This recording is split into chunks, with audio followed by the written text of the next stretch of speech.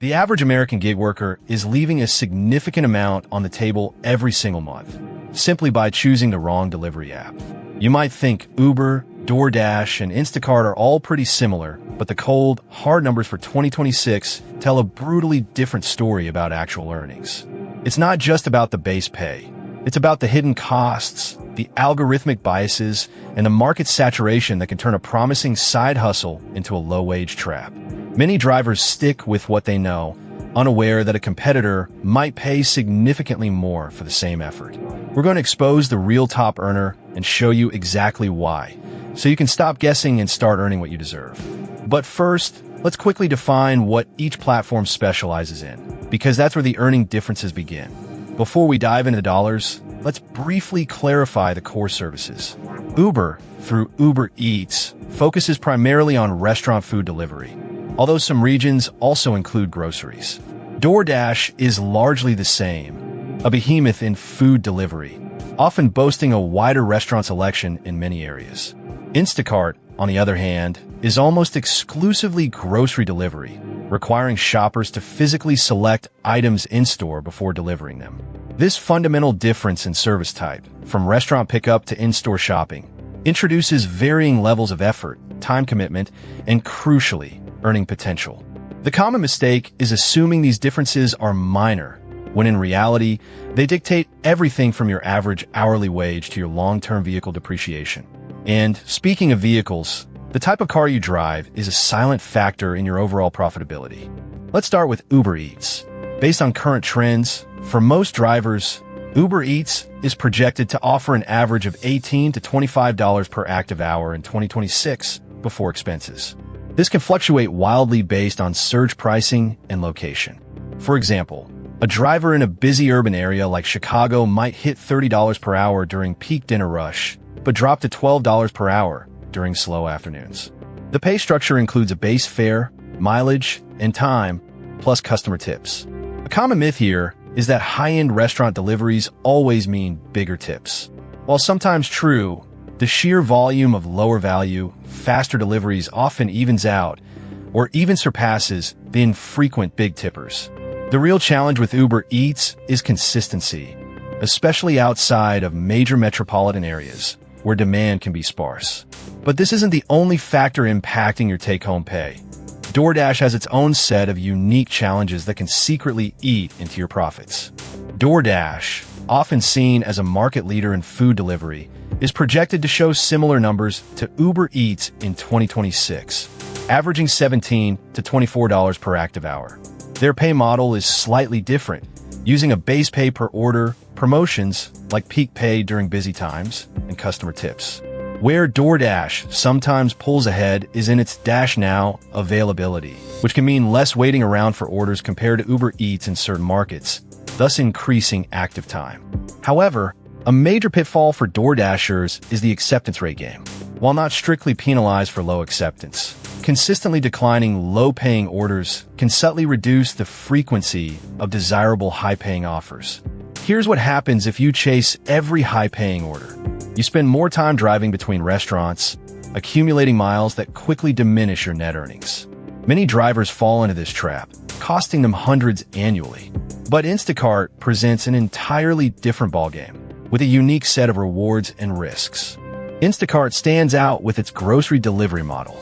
Shoppers often report an average of $20 to $28 per active hour, potentially higher than both Uber Eats and DoorDash. Why the bump? Instacart orders typically involve a higher basket value, leading to larger tips, and the base pay often account for the time spent shopping in-store. However, this higher pay comes with a trade-off: more physical effort and time commitment per order. A typical Instacart batch might take 45 to 90 minutes from start to finish, including driving, shopping, and delivery, whereas a food delivery might be 20 to 30 minutes. This means fewer orders per hour, but potentially higher earnings per order. The crucial mistake many new Instacart shoppers make is not optimizing their shopping route within the store, adding significant time to each batch and effectively lowering their hourly wage. But even with these differences, there's one clear winner when we look at the pure numbers. After analyzing thousands of driver reports and market data for 2026, The platform that actually pays more, on average, for consistent effort is Instacart.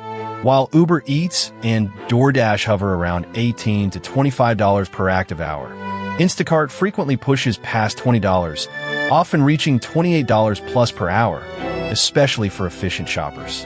The higher average order value, combined with the often more generous tipping culture for grocery delivery, creates a more lucrative environment.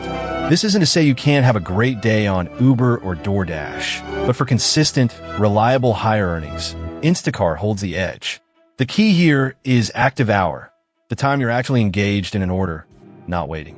Instacart's longer, higher value batches mean less downtime between orders, maximizing your paid time. But this comes with a critical caveat. Your market and strategy play an enormous role. It's not just about which app, it's about how you use it. While Instacart generally leads, the best platform for you is heavily dependent on your local market. In a bustling city center, Uber Eats and DoorDash might offer an endless stream of quick, short-distance orders, making them highly profitable during peak hours. Conversely, in a sprawling suburban area, Instacart might dominate, with larger, fewer orders that pay well for the increased drive time. Before you commit, spend a few hours testing each app in your specific area during different times of day. Track your actual earnings per hour, not just per order. Many drivers make the mistake of assuming national averages apply directly to their zip code, only to find their local market behaves entirely differently. The market dictates demand, which dictates surge pricing, which dictates your income. But there's an even bigger hidden cost most drivers completely overlook. The biggest income killer for most gig workers isn't low base pay. It's the hidden costs of vehicle depreciation, fuel, and maintenance. If you're earning $20 an hour but spending $8 an hour on these expenses, your net is actually $12. Instacart, with its heavier loads and stop-and-go driving, can sometimes accelerate vehicle wear more than pure food delivery. Consider a driver earning $25 per hour for 20 hours a week. If their car costs 65 cents per mile to operate, IRS standard deduction, and they drive 150 miles per week, that's $97.50 in expenses. Their actual take-home is closer to $20.12 per hour. This is where most people get it wrong. They only look at the gross pay. Always factor in these expenses to get your true hourly wage. And don't forget taxes. That's another 15 to 20% you need to set aside. To truly maximize your earnings, you need a strategy. First, multi-apping is crucial. Don't restrict yourself to one platform. Run all 3 apps simultaneously and accept the highest paying order that comes in, or stack compatible orders if possible. For example, you might grab a DoorDash order and an Uber Eats order heading in the same general direction. Second, learn your peak hours and hot zones. Most apps offer heat maps or predictions for busy areas. Consistently positioning yourself in these zones during high demand, dinner rush, weekend lunches, rainy days, can significantly boost your hourly rate. Lastly, always track your mileage and expenses meticulously for tax purposes. Use an app like Stride or Everlance to automate this. This strategic approach can literally add hundreds of dollars to your monthly income. But there's a common psychological trap that keeps many drivers from optimizing. Here's a critical mistake: feeling obligated to accept every order. While high acceptance rate can sometimes lead to slightly better offers on DoorDash, it's rarely worth taking a $3 order that drives you 10 miles. Calculate your minimum acceptable hourly rate, say $25 per hour, and decline anything that doesn't meet that threshold after estimating time and distance. This takes discipline, especially when orders are slow. I once saw a driver accept 5 consecutive low-paying orders, netting him barely $10 an hour because he was afraid of missing out on a better one. He effectively trained the algorithm to send him bad orders. Remember, you're an independent contractor, not an employee. You have the power to choose. But what about the non-monetary factors that might swing your decision? While money is a huge motivator, other factors can influence your choice. Do you enjoy interacting with people or prefer minimal contact? Instacart involves more direct customer and store employee interaction. Do you mind the physical aspect of grocery shopping, lifting heavy bags, and navigating crowded aisles? If not, Uber Eats or DoorDash, with their simpler pickup and drop-off, might be less stressful. Think about your vehicle's capacity. A small sedan might struggle with a large Instacart order. Also, consider the flexibility. All three offer flexible hours, but Instacart often requires scheduling blocks in advance for better access to batches, while Uber and DoorDash are more hop-on, hop-off. The best app isn't just about the highest dollar. It's about the best fit for your lifestyle and preferences. But there's a unique strategy for maximizing earnings during slow periods that most drivers miss. The smartest move for serious gig workers is a hybrid strategy, leveraging the strengths of each platform. During peak dinner hours, 5 p.m. to 9 p.m., focus on Uber Eats and DoorDash for quick, high-volume food deliveries.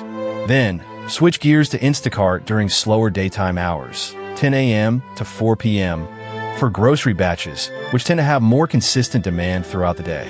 This approach smooths out your income and reduces dead time. Some drivers even integrate a third non-delivery app like TaskRabbit for handyman gigs or Rover for pet sitting during their slowest periods, essentially creating a diversified income portfolio. This proactive approach ensures you're never fully reliant on one app's algorithm or market conditions, making your side hustle truly resilient and maximizing your overall income potential. But what's the ultimate takeaway for your bottom line? Ultimately, for the highest consistent average earnings in 2026, Instacart takes the lead for most U.S. markets, but only if you approach it strategically, accounting for expenses and market conditions. Your success isn't just about which app you pick, but how smartly you work it.